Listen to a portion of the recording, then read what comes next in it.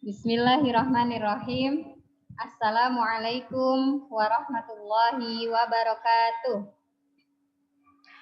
Apa kabar anak-anak ustazah hari ini? Alhamdulillah. Semoga Allah senantiasa memberikan kesehatan kepada kita semua. Amin ya rabbal alamin. Alhamdulillah, pada kesempatan kali ini kita diberikan kemudahan oleh Allah sehingga kita masih bisa mempelajari kisah-kisah dari Nabi Muhammad SAW. Marilah kita bersyukur atas nikmat Allah yang begitu banyak Allah berikan kepada kita semua. Baik anak-anak, sebelum Ustazah mulai membacakan kisah yang akan kita dengarkan hari ini, alangkah baiknya silahkan anak-anak perbaiki adab belajarnya dulu ya. Silahkan yang masih belum siap duduknya, masih bersandar, silahkan diperbaiki dulu sikap duduknya supaya anak-anak bisa lebih fokus dalam mendengarkan kisah yang akan Ustazah bacakan. Dan insya Allah dengan fokus Allah akan memberikan kemudahan kepada anak-anak dalam mempelajari sirah Nabi Muhammad ini. Oke, silahkan diperbaiki dulu sikap duduknya, ada belajarnya. Oke, sudah semua ya, insya Allah anak-anak fokus sampai selesai Ustazah menjelaskan. Agar lebih semangat dalam mempelajari sirah Nabi Muhammad, mari kita ucapkan kalimat-kalimat yang penuh dengan makna ini. Masih ingat kan kalimat-kalimat tersebut? Insya Allah ya. Oke, mari kita ucapkan sama-sama. Satu kata untuk Rasulullah, ittiba. Dua kata untuk Rasulullah, uswatun hasanah. Tiga kata untuk Rasulullah, sallallahu alaihi wasallam. Empat kata untuk Rasulullah, pelajari sirahnya, jalankan sunnahnya. Masya Allah. Kalimat-kalimat tersebut tidak hanya kita ucapkan saja ya, tetapi kita berusaha untuk mencoba melaksanakannya dalam kehidupan sehari-hari kita, yaitu salah satunya mempelajari sirah Nabi Muhammad serta menjalankan sunnah yang Nabi Muhammad ajarkan. Baik anak-anak, sekarang Ustazah akan mulai membacakan sirah hari ini. Sirah kali ini yang akan kita pelajari yaitu tentang Baiat Aqobah 1, Baiat Aqobah 2, dan hijrah kaum muslimin. Di dalam Baiat Aqobah 1 ini ada kronologisnya, nak. Apa itu kronologis? Kronologis itu adalah urutan-urutan peristiwa berdasarkan tahun dan usia Rasul. Ya, di mana selama Rasul hidup ada 3 masa yang terjadi. Ada 3 peristiwa yang terjadi di masa Rasulullah dalam peristiwa Baiat Aqobah ini. Yang pertama yaitu pada tahun 11 saat usia Rasulullah memasuki 51 tahun. Dan tahun ke-12 saat usia Rasul 52 tahun. Peristiwa ketiga yaitu saat tahun 13 usia Rasul memasuki 53 tahun. Peristiwa tersebut terjadi pada periode Mekah. Ya, di periode Mekah. Apa saja di dalamnya yang terjadi peristiwa-peristiwa itu? Yaitu pada saat usia beliau 51 tahun, berisi tentang Isra Mi'raj. Ya, anak-anak masih ingat ya? Kejadian atau peristiwa Isra Mi'raj itu perjalanan Nabi Muhammad menuju langit 1 sampai ke langit ke-7, di mana Nabi Muhammad mendapatkan perintah dari Allah untuk melaksanakan sholat 5 waktu. Ya, oke, Ustazah hanya mengulang kembali ya supaya anak-anak mengingat kisah yang sudah anak-anak pelajari pekan lalu. Kemudian ada peristiwa bertemunya 6 orang pemuda dari penduduk Yastrib. Ya, itu yang sudah anak-anak pelajari di pekan lalu. Untuk hari ini, anak-anak akan mempelajari yaitu tahun ke-12 dan tahun ke-13 pada saat Rasulullah berusia 52 tahun sampai 53 tahun. Di usia Rasulullah yang 52 tahun ada terjadi peristiwa Baiat Aqobah 1. Kemudian ada peristiwa tentang pengiriman duta Islam pertama.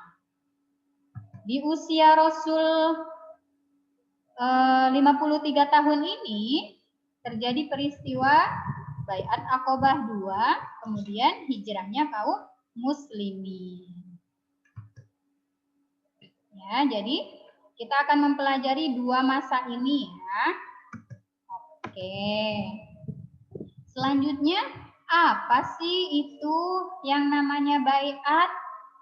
Nah, anak-anak mungkin masih belum mengetahui apa itu baiat, atau anak-anak baru mendengar kata-kata baiat. Nah, di sini Ustazah akan menjelaskan ya. Baiat itu adalah janji untuk taat kepada pemimpin. Ya. Jadi baiat itu adalah perjanjian untuk mentaati pemimpin.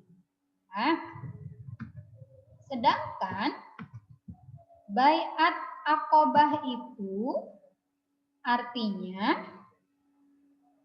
perjanjian yang dilakukan oleh orang-orang Madinah kepada Rasulullah di Bukit Aqobah.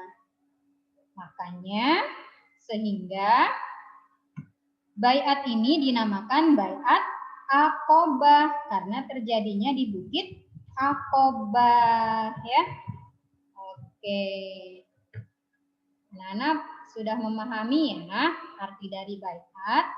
Saya ulangi, baiat itu adalah janji taat kepada pemimpin. Oke, selanjutnya baiat pada zaman Rasulullah, pada masa Rasulullah, yaitu ada 2 macam. Ya.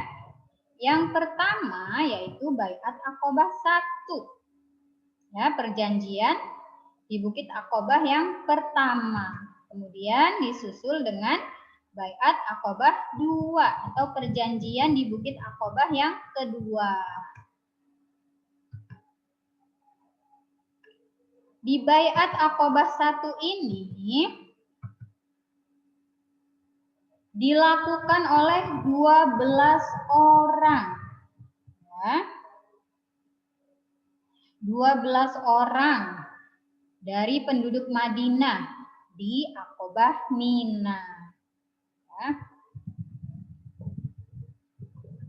Kemudian baiat Aqobah 1 ini terjadi pada tahun 11 kenabian pada bulan Haji. Karena perjanjian itu terjadi ketika musim orang-orang melaksanakan haji. Ya. Jadi baiat Aqobah ini terjadi pada saat musim atau terjadinya kegiatan ibadah haji. Ya. Kemudian baiat yang dilakukan disebut baiat Anisa. Ya, kenapa disebut baiat Anisa? Karena terdapat 2 orang di antara 12 orang yang berbaiat kepada Rasul, ya, ada 2 orang perempuan. Nah, baiat ini juga isinya bukan tentang perjanjian peperangan, tetapi tentang perjanjian untuk mentaati seorang pemimpin, ya. Jadi perjanjian ini isinya untuk mentaati seorang pemimpin dan diikuti oleh banyak orang, yaitu sejumlah 12 orang. 2 di antara mereka ada perempuan, ya. Oke, makanya disebut juga baiat an-nisa. Selanjutnya peristiwa baiat, yaitu ada 6 orang penduduk Yastrib yang bertemu dengan Rasulullah di tahun 11 kenabian. Mereka berdakwah di Madinah, kemudian mengajak penduduk untuk masuk Islam. Ya. Oke. Selanjutnya, 12 orang penduduk Yastrib tersebut, mereka datang di bulan Haji, tahun ke-12 kenabian Nabi Muhammad. Ya. Kemudian mereka berbaiat kepada Rasulullah. Mereka menyatakan keislamannya kepada Rasulullah, berjanji kepada Rasulullah untuk membela agama Islam. Selanjutnya, di Baiat Aqobah ini yang awalnya hanya 16 orang, tetapi kemudian bertambah jumlah mereka menjadi 12 orang, ya. Di antara mereka yaitu 6 pemuda yang pernah bertemu Rasul. Nah, kemudian orang-orang dari ke-12 orang tersebut menemui Rasulullah pada bulan Haji dan mereka menyatakan baiatnya pada Rasulullah langsung, ya. Nah, seperti yang terlihat pada gambar yang Ustazah tampilkan.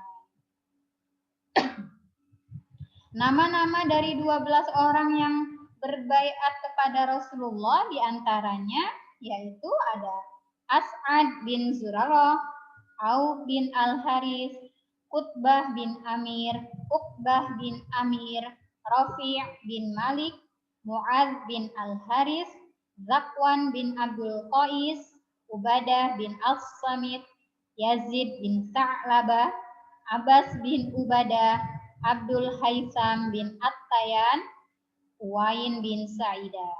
Ya, itulah 12 orang yang menyatakan baiat kepada Rasulullah. Masya Allah, banyak ya. Kemudian, apa isi dari perjanjian satu ini atau isi baiat Aqobah satu ini? Ya. Pada baiat Aqobah satu ini, Rasulullah mengatakan kepada ke-12 orang yang ingin berbaiat. Rasul berkata, "Kemarilah kalian dan berbaiatlah kepadaku." Nah, lalu mereka mendatangi Rasulullah, ke-12 orang tersebut, dan menyatakan baiatnya. Lalu Rasulullah menyampaikan isi baiat dari baiat Aqobah satu ini. Di antaranya yaitu tidak menyekutukan Allah. Nah, isi baiatnya tidak menyekutukan Allah artinya tidak menyembah atau beribadah kepada selain Allah. Kemudian tidak mencuri. Selanjutnya tidak berzina, tidak membunuh anak-anak, tidak berbohong, tidak menentang perintah Rasul. Ya. Setelah itu Rasul menyampaikan isi baiat Aqobah 1, kemudian Ubadah bin As-Samit dari Bani Ghanam langsung berbaiat kepada Nabi Muhammad. Ya. Lalu, barang siapa yang menepati janji atau baiat satu ini, maka ia akan mendapatkan pahala dari Allah. Dan barang siapa yang melanggar salah satunya, lalu dihukum di dunia, maka hukuman itu menjadi kafarah atau penghapus dosa bagi mereka. Barang siapa yang melanggar salah satunya, lalu Allah menutupi kesalahannya tersebut, maka urusannya dengan Allah. Jika Allah berkehendak, maka Allah bisa menghukumnya. Jika Allah berkehendak pula, maka Allah bisa memaafkannya. Rasulullah menyampaikan hal tersebut kepada ke-12 orang yang berbaiat kepada Rasul, ya. Ini isi dari baiat Aqabah 1. Selanjutnya yaitu tentang diutusnya seorang duta Islam pertama. Nah, Rasulullah mengutus orang untuk berdakwah. Siapakah dia? Yaitu Mus'ab bin Umair. Siapakah sosok Mus'ab bin Umair? Yaitu seorang remaja dari Quraisy yang sangat terkenal, ya. Beliau seseorang yang gagah dan tampan, penuh dengan jiwa dan semangat yang luar biasa. Beliau juga orang yang sangat kaya raya. Masya Allah, ya, sudah terbayangkan ya. Dia orangnya semangat, kaya raya, tampan atau ganteng, ya, Masya Allah. Dan dikenal oleh banyak orang. Itulah sosok dari Mus'ab bin Umair. Nah, setelah Mus'ab mendengar dakwah Nabi Muhammad, lalu Mus'ab masuk Islam. Kemudian dia juga mengajarkan keislamannya itu, ajaran Islamnya kepada ibunya. Tetapi ibunya tidak mau menerimanya. Bahkan ibunya itu sangat marah. Lalu Mus'ab dikurung atau dipenjarakan oleh ibunya. Nauzubillah, ya. Kemudian Mus'ab ini setelah mendengar berita hijrah ke Habasyah, Mus'ab pun mencari akal, ya.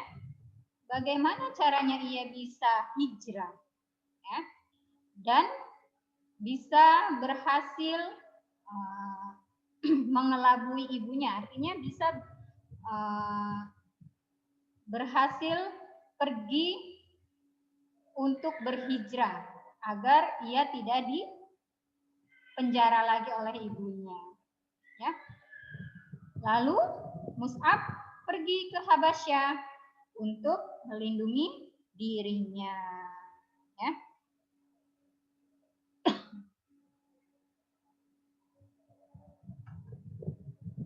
Ketika masuk Islam, Mus'ab bin Umair, dia itu memakai jubah yang sangat usang, ya.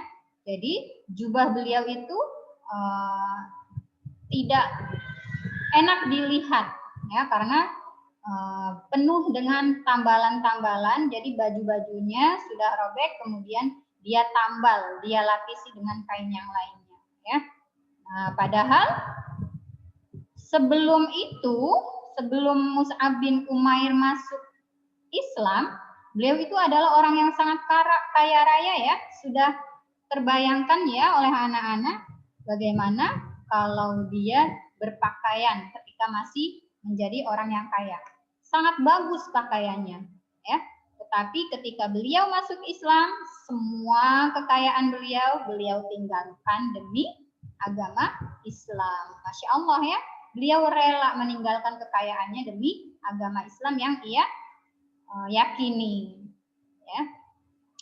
Kemudian Rasulullah pun mengatakan seperti ini, beliau berkata, dahulu, kata Rasulullah, aku lihat Mus'ab ini tak ada yang mengimbangi, artinya tidak ada yang bisa menandingi penampilan dari Mus'ab bin Umair, ya. Dan Mus'ab bin Umair ini dulu orang yang sangat mudah mendapatkan kebahagiaan dari orang tuanya. Nah, tetapi dengan izin Allah, Mus'ab dipilih oleh Allah untuk menjadi seorang muslim, lalu Mus'ab rela meninggalkan kekayaannya. Ya, Masya Allah, itu demi cinta Mus'ab bin Umair kepada Allah dan Rasulnya. Subhanallah, ya. Masya Allah, ya. Kemudian dakwah dari Mus'ab bin Umair di Madinah. Pada saat dakwah di Madinah, beliau mendakwahkan Islam atau menyampaikan ajaran Islam kepada Usaid bin Hudayr dan Sa'ad bin Mu'az, ya. Hasil dari dakwah Mus'ab bin Umair ini, Masya Allah, beliau telah berhasil mengajak orang-orang untuk masuk ke dalam agama Islam, yaitu hasilnya semua laki-laki dan perempuan dari Bani Abdul Ashhal masuk Islam, ya. Masya Allah, ya. Tidak sia-sia Rasulullah memilih Mus'ab bin Umair untuk berdakwah kepada kaumnya. Dengan izin Allah, Mus'ab bin Umair berhasil mengajak semua laki-laki dan perempuan dari kaumnya untuk masuk Islam. Kemudian setelah tugas Mus'ab bin Umair selesai, lalu Mus'ab bin Umair ini kembali ke kota Mekah pada tahun ke-13 Nubuwah, ya, tahun ke-13 kenabian Nabi Muhammad. Selanjutnya masuk ke Baiat Aqabah 2, ya, atau perjanjian Aqabah yang kedua kalinya. Jadi tidak hanya satu kali perjanjian, ya, tetapi ada 2 perjanjian. Di mana saat itu orang Madinah datang untuk berhaji, ya. Lalu mereka menemui Rasulullah dan membuat janji bertemu di Aqabah, di Bukit Aqabah, ya. Orang-orang Madinah menemui Rasulullah di Bukit Aqabah. Kemudian pada malam hari mereka tidur bersama kaumnya, tetapi di saat tengah malam mereka keluar secara sembunyi-sembunyi karena kekhawatiran mereka menghindari agar tidak terlihat oleh orang-orang Quraisy yang masih musyrik atau belum percaya kepada agama Islam. Jadi mereka secara sembunyi-sembunyi, ya. Lalu ada berapa orang yang keluar pada tengah malam tersebut, yaitu ada 75 orang, di antaranya 73 dari laki-laki dan 2 perempuan, yaitu Nusaibah dan Asma. Kemudian Rasulullah akhirnya datang ditemani oleh pamannya yang bernama Abbas, ya. Lalu setelah Rasulullah dan Abbas datang, Abbas langsung memulai pembicaraan dan Abbas memastikan kembali niat atau tujuan dari orang-orang yang ingin berbaiat kepada Rasul. Apakah mereka benar-benar ingin masuk ke agama Islam atau tidak? Ya. Selanjutnya masih di Baiat Aqabah 2, ya. Di Baiat Aqabah 2 ini lalu ada kaum Ansor yang menjawab dan meminta Rasulullah untuk berbicara. Setelah kaum Ansor meminta Rasulullah untuk berbicara, akhirnya Rasulullah menyebutkan dan berbicara, ya, menyebutkan isi baiat, dan beliau menjamin balasan surga untuk orang-orang yang mau berbaiat kepada beliau.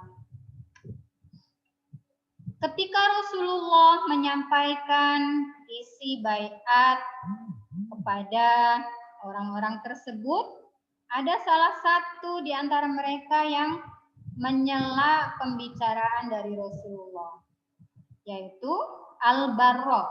Ya, Al-Barra ini ketika Rasulullah belum selesai berbicara, Al-Barra ini memotong pembicaraan Rasulullah, kemudian dia berkata,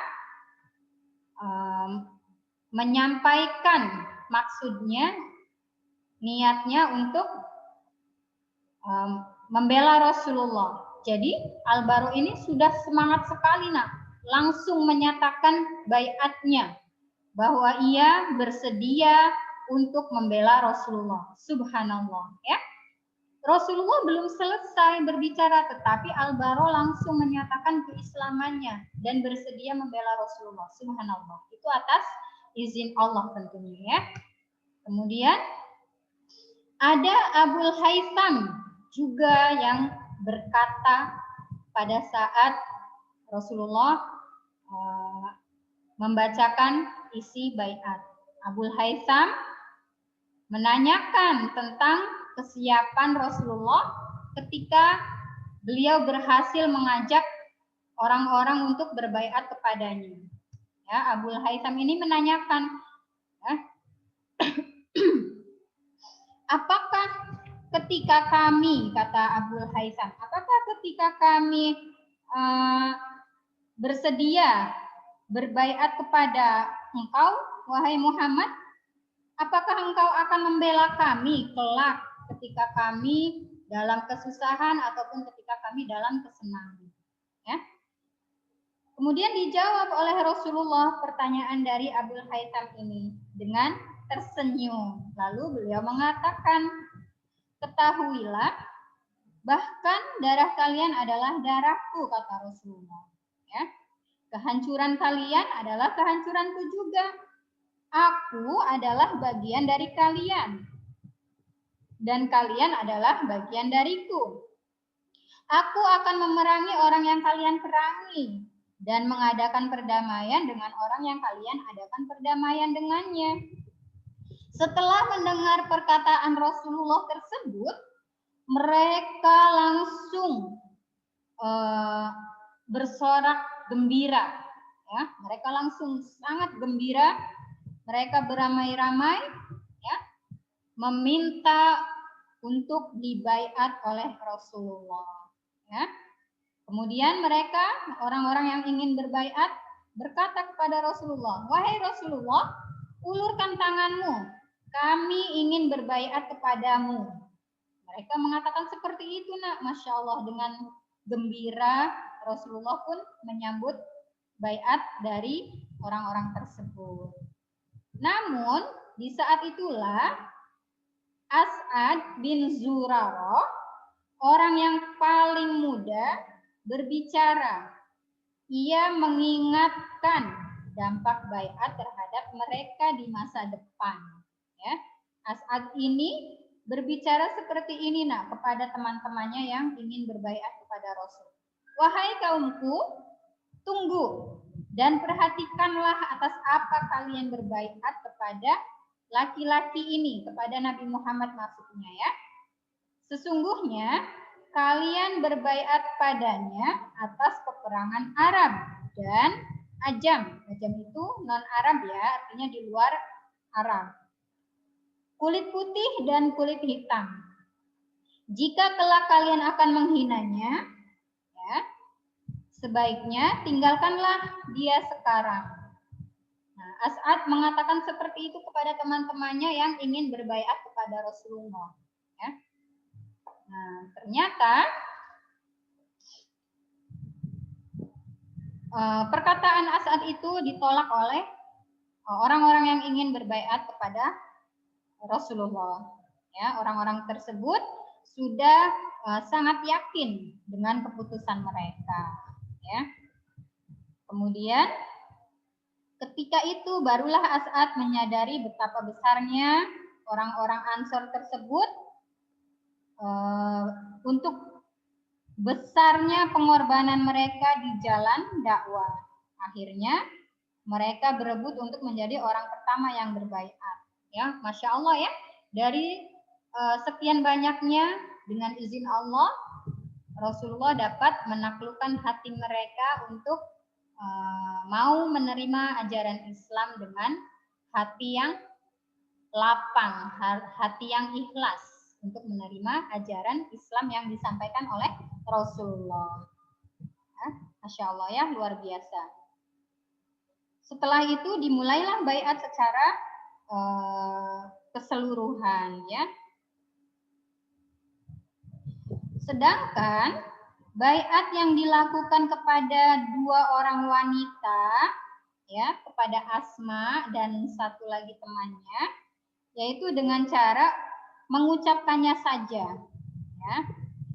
Karena Rasulullah tidak pernah bersalaman dengan wanita yang bukan mahramnya, wanita yang bukan dari anggota keluarganya ya. Tidak seperti kepada para pemuda yang ingin berbaiat ya, mereka bersalaman dengan Rasulullah, tetapi dengan dua orang perempuan mereka cukup mengucapkan perjanjian yang Rasulullah bacakan di awal peristiwa tadi ya, dari isi baiat Aqobah 1 ya. Oke. Kemudian Abbas menegaskan, paman Rasulullah ini ya, menegaskan kesiapan kaum Ansor untuk melindungi Rasulullah ya. Abbas ini bertanya kembali, apakah kalian siap untuk membela Rasulullah ya? Kemudian orang-orang yang berbaiat itu sudah sungguh sangat siap ya untuk membela Rasulullah, makanya mereka mau berbaiat kepada Rasulullah. Kemudian Rasulullah membaiat mereka dengan mengulurkan tangan Rasulullah kepada mereka. Nah, ini gambar, contoh gambarnya ya, begitu banyaknya dari orang-orang kaum Ansor ya, yang awalnya mereka belum berbaiat. Tetapi alhamdulillah dengan izin Allah mereka mau berbaiat dan menjalankan perintah Allah. Masya Allah ya, luar biasa. Oke, selanjutnya kita bahas tentang isi perjanjian dari baiat Aqobah 2 ini ya. Apakah isinya?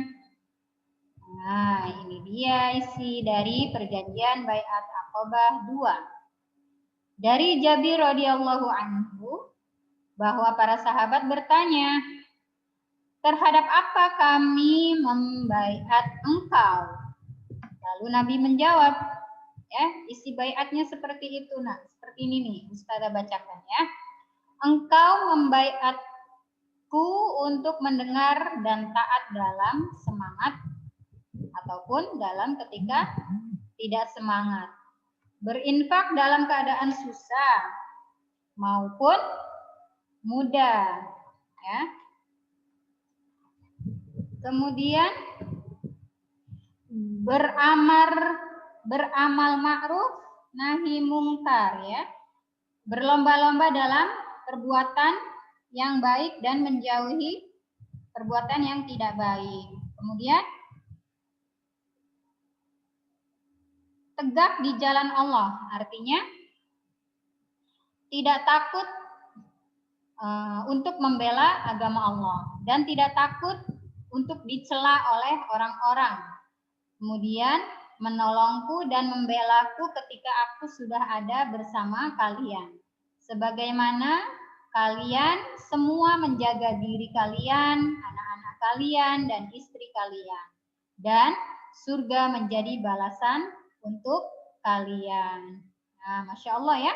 Jadi orang-orang yang berbaiat memang benar ya adanya kalau mereka akan dijamin surga sebagai balasan mereka yang mau mengikuti ajaran Islam yang diajarkan oleh Nabi Muhammad. Masya Allah ya, luar biasa sekali dari isi baiat Aqobah 2 ini. Dan atas izin Allah ya, Rasulullah begitu mudahnya mengajak mereka untuk masuk Islam. Lalu pada peristiwa akhir baiat Aqobah ini, Rasulullah meminta diajukannya 12 nama sebagai pemimpin kaumnya. Ya, jadi 12 nama ini bertugas untuk memimpin kaumnya masing-masing. Ya. Tetapi pada saat peristiwa itu terjadi, ternyata setan membocorkan isi dari perjanjiannya, isi perjanjian Baiat Aqobah ini, ya.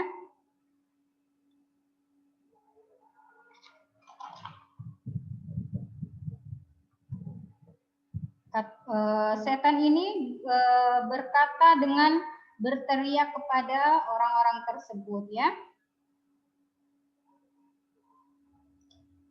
Seperti yang dikatakan oleh setan itu, dia berkata, "Wahai orang-orang Quraisy," ya. Jadi ketika mereka berkumpul bersama Rasulullah dan para sahabat Rasulullah, ternyata setan sangat tidak baik, ya. Dia membocorkan isi perjanjian yang mereka ucapkan. Setan berkata dengan berteriak seperti ini, "Wahai orang-orang Quraisy, awasilah Muhammad dan para pemuda yang datang kepadanya. Mereka telah berkumpul untuk menyerang kalian." Kemudian Nabi Muhammad dan kaum Ansor, ya, orang-orang yang sudah berbaiat kepada Rasul tadi, saling berpandangan, saling melihat satu sama lain.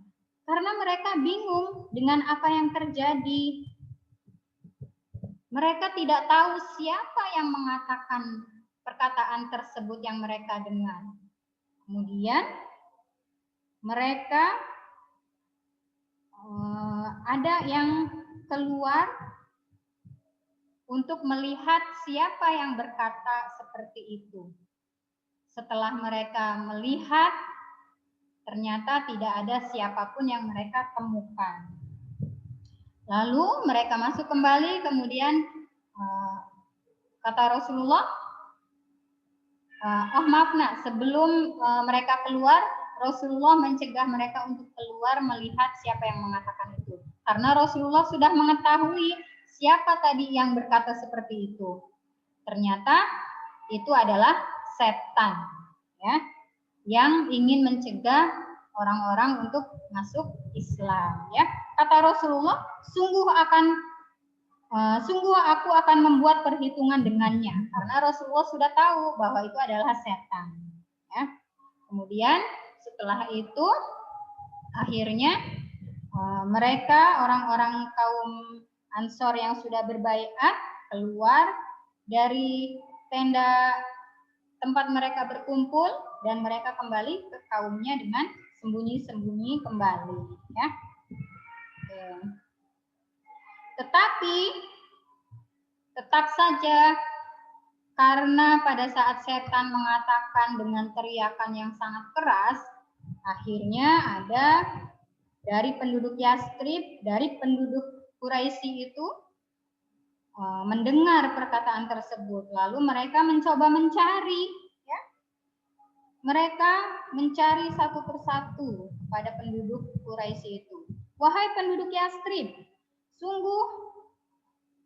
sesungguhnya telah sampai berita di telinga kami bahwa kalian telah mendatangi Nabi Muhammad untuk kalian bawa keluar dari belakang kami dan membaiatnya dalam upaya menyerang kami. Dan sesungguhnya demi Allah tidak ada satupun perkampungan dari perkampungan yang dihuni bangsa Arab yang lebih kami benci." Ya. Penduduk Quraisy yang tidak mau beriman kepada Rasul, tidak berbaiat, mengatakan seperti itu. Namun usaha mereka sia-sia karena pemuda-pemuda tersebut, ya, telah pulang lebih dulu ke Yastrib, kecuali ada dua orang yang belum pulang, yaitu Sa'ad bin Ubadah dan Al-Munzir bin Amru. Kemudian dua orang tersebut berhasil ditawan dan disiksa dengan sangat keji, ya, oleh kaum Quraisy. Contohnya Sa'ad, dia disiksa dengan kedua tangannya diikat ke lehernya dengan tali kendaraannya. Lalu mereka memukulnya, menyeretnya dan menjambak rambutnya hingga memasuki kota Makkah. Nauzubillah ya. Itulah kekejaman atau kezaliman yang dilakukan oleh orang-orang Quraisy yang tidak suka terhadap Islam, terhadap Nabi Muhammad.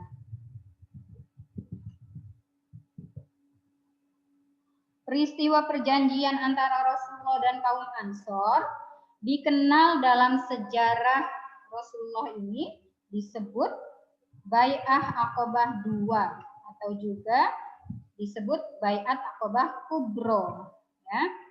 Inilah awal perjalanan ya, untuk membuka jalan hijrah Rasulullah dan kaum muslim ke Madinah. Ya.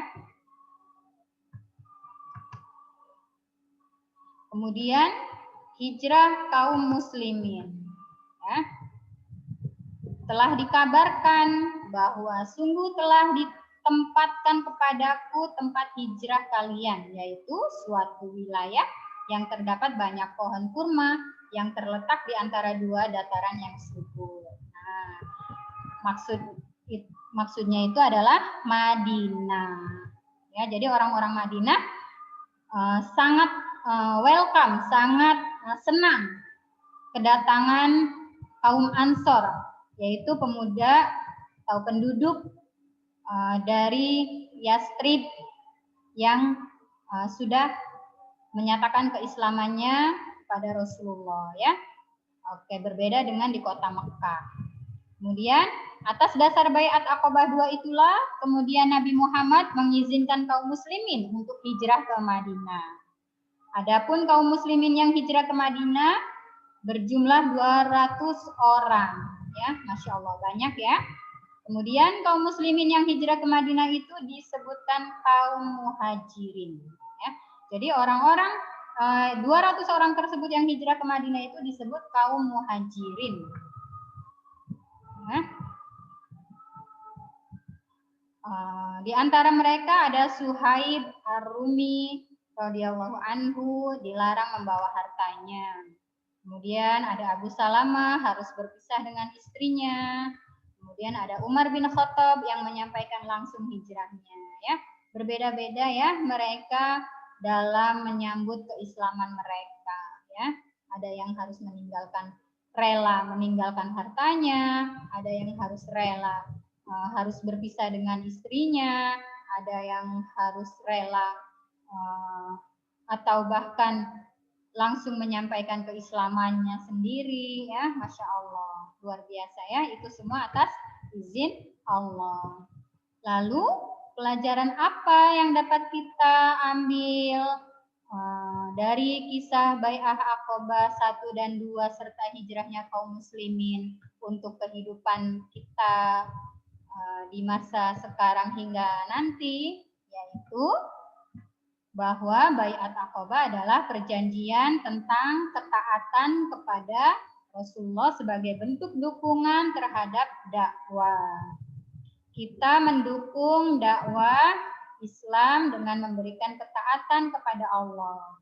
Karena mencontoh Rasulullah seperti diisi Bai'at Aqabah 1 dan 2. Ya. Jadi kita dapat mengambil pelajaran yaitu bahwa kita harus taat kepada Allah dan Rasul-Nya ya dalam hal apapun selama itu kebaikan. Oke, selanjutnya pelajaran yang dapat kita ambil dari peristiwa yang Ustazah jelaskan tadi di Bai'at Aqabah 1 yaitu disebut Bai'at An-Nisa ya.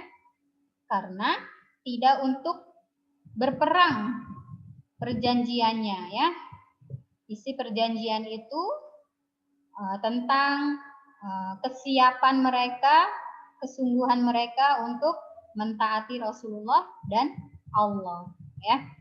Oke, kemudian di Bai'at Aqabah 2 disebut Bai'at Aqabah Kubro karena orangnya semakin banyak ya jumlahnya yang menyatakan keislaman mereka kepada Rasulullah. Ya, dan mereka bersiap membela Rasul dalam keadaan apapun. Oke. ibroh atau pelajaran selanjutnya dari peristiwa hijrahnya kaum muslimin, yaitu bahwa terjadi karena di Mekah. Ya. Kenapa mereka berpindah, berhijrah? Karena ketika di Mekah mereka selalu disiksa, ya, oleh orang-orang kafir dari kaum Quraisy. Sedangkan di Madinah mereka orang-orang Muslim diterima dengan sikap yang luar biasa, baik mereka menyambut orang-orang muslimin yang hijrah ke Madinah, ya. Itu semua berkat pertolongan dari Mus'ab bin Umair dan atas izin Allah, ya. Oke, alhamdulillah kita sudah mendengarkan bersama-sama kisah Rasulullah pada materi Baiat Aqobah 1, Baiat Aqobah 2, dan hijrahnya kaum muslimin. Semoga apa yang kita dengarkan hari ini menjadi pelajaran yang sangat berharga untuk kita semua. Dan semoga kita dapat menjalankan hikmah-hikmahnya dalam kehidupan sehari-hari kita. Sebelum kita akhiri pelajaran sirah hari ini, Ustazah mohon maaf apabila ada kesalahan dalam penyampaian, dan marilah kita tutup dengan membaca hamdalah bersama-sama dan doa kafaratul majlis. Alhamdulillahirabbil alamin. Subhanakallahumma wa bihamdika asyhadu an la ilaha illa anta astaghfiruka wa atubu ilaik. Wassalamualaikum warahmatullahi wabarakatuh. Sampai bertemu di pekan berikutnya, kisah yang lebih menarik dan tentunya lebih semangat dalam mempelajarinya. Assalamualaikum.